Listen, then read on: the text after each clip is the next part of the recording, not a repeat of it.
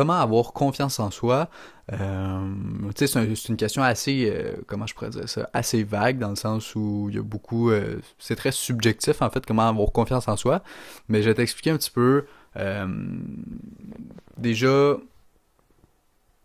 comment tu peux acquérir la confiance en toi, ok? Fait que, premièrement, pense aux petites actions. Ok, souvent on a tendance à se dire, ok, je vais avoir confiance en moi quand je vais avoir un physique musclé, quand je vais avoir, euh, peu importe, un appartement, quand je vais avoir un penthouse, quand je vais avoir une grande maison, quand je vais avoir un tel auto, peu importe. Puis finalement, on se rend compte au fil du temps que c'est pas le matériel qui t'amène de la confiance en toi. Oui, ça peut t'amener une source de satisfaction dans le sens où c'est sûr que si t'as un physique musclé, tu vas être satisfait, tout ça, mais la confiance en soi, pour avoir expérimenté le fait d'avoir quand même un physique musclé, tu sais, la confiance en soi vient pas du résultat physique finalement. La confiance en soi vient du fait que je sais que chaque jour, presque, en fait, je m'entraîne 3 ou 4 fois par semaine, dépendamment, mais à peu près, tu sais, je sais que chaque semaine, je vais m'entraîner, chaque semaine, je vais me dépasser, chaque semaine, je vais repousser mes limites, chaque semaine, je vais aller plus loin que ce que j'ai fait la semaine d'avant, puis c'est ça finalement qui me donne confiance en soi, c'est les petites actions qui me donnent confiance en moi, c'est pas le fait d'avoir un physique musclé, c'est sûr que c'est le fun d'avoir un physique musclé, c'est plus esthétique, tout ça, puis honnêtement, je me départirais pas de ça, mais il y a le fait, ben, il y a d'une part le fait que je sais que je fais les actions pour avoir ce physique-là, donc ça me donne confiance en moi dans le sens où je sais que je suis capable de faire des actions difficiles, ok? Ça, c'est une première chose. Puis, il y a aussi l'aspect que il y a tout le parcours que j'ai vécu autour de ça. Ça veut dire que pour construire mon physique, j'ai dû faire des choses difficiles. Puis je sais que c'est pas tout le monde qui a un beau physique. Fait que le fait de savoir ça, c'est pas le physique en soi qui m'amène de la confiance, c'est le fait de savoir que j'ai un physique que la plupart des gens n'auraient pas. Ou non pas, tout simplement, parce qu'ils sont pas capables de mettre les efforts nécessaires assez régulièrement pendant une certaine durée pour avoir ce physique-là. Donc ça me donne confiance en moi, parce que je sais que je suis statistiquement plus haut que la moyenne dans cette sphère-là. Fait que ça donne, c'est une réelle preuve que tu peux avoir confiance en toi, puis il n'y a pas de meilleur moyen que d'avoir des preuves pour avoir confiance en soi. Tu sais, y a plusieurs éléments comme ça dans ma vie où je me dis j'ai confiance en moi, j'ai réussi à faire ça, j'ai réussi à avoir X nombre de clients, j'ai déjà réussi à faire des ventes, donc pour mon business, je me sens quand même confiant parce que je sais que j'ai déjà fait ça, une chose difficile que la plupart des gens font pas, donc j'ai déjà fait des ventes, donc je sais que je suis capable de le reproduire, donc tu sais, c'est plein d'aspects comme ça. J'ai aussi quand j'étais plus jeune, je fumais si on veut, mais c'était une vapoteuse, là, je sais pas si vous connaissez. Puis j'ai arrêté ça, fait que ça me donne aussi confiance en moi, dans le sens où je sais que je suis capable d'arrêter des choses difficiles. Arrêter de fumer, c'est quand même une chose difficile, puis la plupart des gens sont pas capables, donc ça me donne confiance en moi. Je fais des actions difficiles qui me donnent confiance en moi au quotidien. Fait qu'il y a l'aspect que au quotidien je me dépasse, je fais des choses difficiles, mais il y a aussi l'aspect que j'ai fait des choses, si tu prends toutes ces actions-là, j'ai eu un parcours qui fait en sorte que ça me donne confiance en moi. Fait que c'est pas toujours une question de résultat. En fait, c'est jamais une question de résultat, c'est une question c'est plus profond que ça, en fait. Fait que arrêtez de vouloir absolument avoir le résultat tout de suite, tout maintenant, puis essayez d'apprendre à aimer le processus pour faire en sorte qu'inévitablement, vous allez avoir les bons résultats. Parce que si tu fais des actions concrètes, ben c'est juste logique que tu vas avoir des résultats si tu mets les bonnes actions en place. Par exemple, si je veux m'entraîner, mais c'est juste logique que je vais finir par être musclé. Si je mange bien, ben c'est juste logique que je vais finir par avoir la shape que je veux. Si je fais des appels de vente, ben c'est juste logique que je vais finir par faire de l'argent. C'est juste logique, ok? Puis il faut arrêter de se détacher des résultats parce que c'est là, quand tu focuses trop sur le résultat, tu focuses trop sur ton poids, par exemple, ben tu vas être juste focus là-dessus, puis tu vas oublier les actions concrètes. Parce que c'est juste logique finalement d'aller t'entraîner et d'avoir des résultats. Bref, je pense que vous m'avez compris sur ce point-là. Je vais juste prendre une petite gorgée d'eau. Aïe aïe aïe. C'est pas. Ça fait.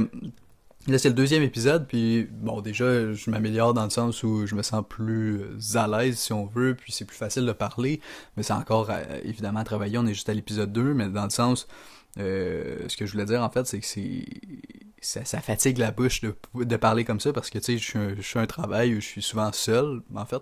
Donc, je n'ai pas vraiment l'occasion de parler. Je veux dire, je fais des appels, je fais des appels avec mes clients, des appels avec des futurs clients, des potentiels clients. Donc, c'est sûr que je parle de temps en temps, mais je veux dire, la plupart du temps, je parle pas forcément. Je suis là devant mon bureau à taper sur mon ordinateur ou sur mon téléphone.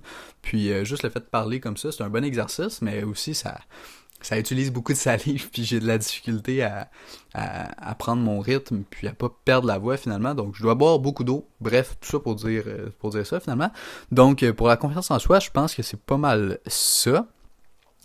Aussi le principe de l'effet cumulé, ok? C'est un peu en lien quand même. Le principe de l'effet cumulé par rapport à la confiance en soi, en fait, faut comprendre que euh, faut comprendre que il y a les petites actions que tu vas faire au quotidien, ben même si ça te semble une petite action, par exemple, simplement ne pas snoozer le matin quand tu te réveilles, c'est une petite action, mais ils vont s'accumuler. Ça va faire en sorte que quand tu vas regarder sur toute ton année, ben, tu vas t'être rendu compte que tu t'es levé beaucoup plus tôt. Mettons, juste le fait de snoozer, ok? Il y a beaucoup de désavantages à le faire, mais mettons, même si ça fait juste te faire gagner une minute dans ta journée, une seule minute où tu es plus productif, où tu peux faire autre chose, ben, à la fin de l'année, ça va t'avoir fait gagner 365 minutes. Puis là, je sais pas où je m'en vais avec ça parce que je sais pas combien ça va faire. Fait que je vais prendre ma calculatrice. Il y a eu une petite coupure dans le son, fait que ça se peut qu'il y ait un petit au niveau de la vidéo, ça se peut que ça soit un petit peu décalé, mais en gros, ce que je disais, c'est que au fur et à mesure, tu sais, tu vas avoir gagné 6 heures. Ça veut dire que si, tu sais, là, je prends l'exemple, juste pour une minute chaque jour, si tu gagnes une minute juste de pas snoozer, on sait que c'est beaucoup plus qu'une minute, fait que tu peux faire l'exercice. Mettons, si ton snooze est de 10 minutes, mais tu peux faire l'exercice 10, ça fait 3650 minutes, puis là, tu vas avoir gagné 60 heures dans toute ton année. Fait que juste snoozer de 10 minutes chaque jour, ça te fait perdre ça te fait perdre 60 heures dans toute ton année. Puis 60 heures, c'est comme une semaine de travail. Puis une semaine de travail, ben c'est une semaine que tu aurais pu peut-être faire autre chose, partir en vacances ou peu importe c'est quoi que tu fais, mais peu importe. Tout ça pour dire que l'effet cumulé, c'est quand même c'est très puissant. Puis souvent on pense aux grosses actions, mais c'est les petites actions accumulées qui vont faire en sorte que finalement tu vas avoir des gros résultats. Fait que juste aller t'entraîner 3 heures par semaine en fait, mais ça va faire en sorte qu'à la fin de l'année, ben, tu vas avoir des gros résultats parce que ça va s'être accumulé. Si tu fais juste lire une page par jour, ben, à la fin de l'année, tu vas avoir lu ben, peut-être une page par jour, c'est peut-être un peu ridicule, là, mais 10 pages par jour par exemple. 10 pages par jour, par exemple, ben, tu vas avoir lu plusieurs livres à la fin de l'année, dépendamment de la grosseur de tes livres, évidemment, mais tu as compris le principe. Bref, fait qu'il faut comprendre que les petites actions qui s'accumulent, ben, c'est ça qui va donner des résultats, finalement. Je sais pas, moi, ben, en fait, j'ai pas d'autres exemples. Ben, je pourrais t'en nommer 18 000 des exemples, mais je t'en nommerai pas juste parce que, à un moment donné, je pense que tu as compris le principe. Puis, fait que ça, c'est pour ce qui est de l'effet cumulé, ok? Maintenant, le dernier point par rapport à la confiance en soi, je vais toujours boire une gorgée d'eau avant. Ben, en fait, déjà de pas avoir de pensées négatives, dans le sens, ben, pas de ne pas avoir de pensées négatives, parce que inévitablement, tu vas avoir des pensées négatives, mais ne pas laisser les pensées négatives donner la réalité. OK? Parce que tout le monde se ment à soi-même. OK? Dans le sens où, mettons que tu te dis, je suis nul, je suis pas discipliné, je suis pas X, je suis pas Y, ben tu te mens à toi-même parce que c'est pas une réalité, c'est pas coulé dans le béton parce que ça peut changer.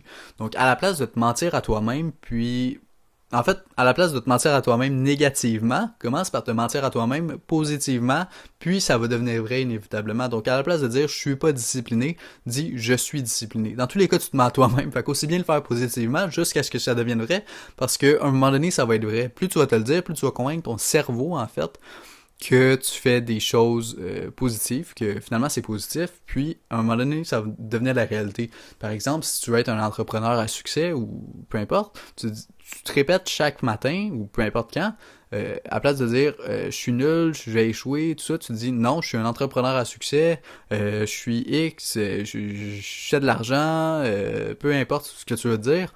Puis, à un moment donné, ça va devenir la réalité parce que tu vas convaincre ton cerveau que c'est la réalité, puis tu vas prendre les actions qui vont faire en sorte que ça va donner la réalité pour de vrai, ça va se matérialiser. Donc, tout ça pour dire que chaque fois que tu as des pensées négatives, note-les sur un papier, ok? Puis, finalement, dis-toi le contraire. Fait que si tu te dis que, ben, en fait, je peux reprendre les exemples que j'ai cités précédemment, mais si tu te dis que t'es nul ou que t'es pas discipliné, ben, note-le sur un papier.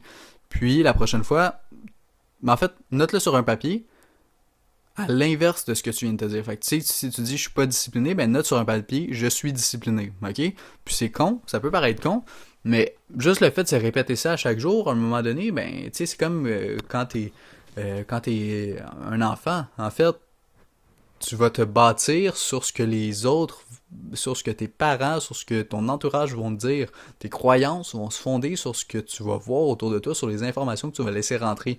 Donc, si toi-même tu te convaincs de choses négatives, ben ça va venir la réalité parce que tu vas voir les choses négatives. Tandis que si tu te convaincs des choses positives, ben, tu vas voir les choses positives autour de toi. C'est comme, tu sais, si tu commences à penser à une Tesla grise, peu importe, où tu viens de t'acheter une Tesla grise, ben après ça, quand tu vas te promener sur l'autoroute, tu vas voir juste les Tesla grises parce que ton œil est attiré vers ça.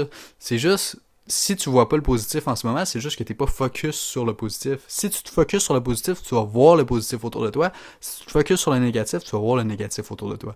Fait que c'est juste de comprendre ce principe-là, puis faire en sorte que, ben, finalement, tu puisses voir les choses positivement, puis ça va se traduire dans la vie réelle, finalement. OK?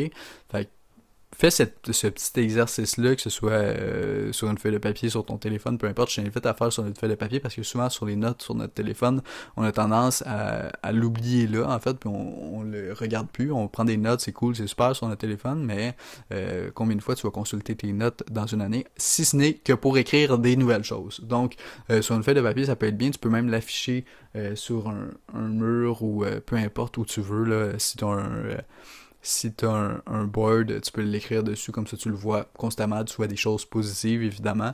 Puis voilà. Fait que ça fait le tour un petit peu pour la confiance en soi. Je pense que c'est assez clair par rapport à ça. Donc, voilà.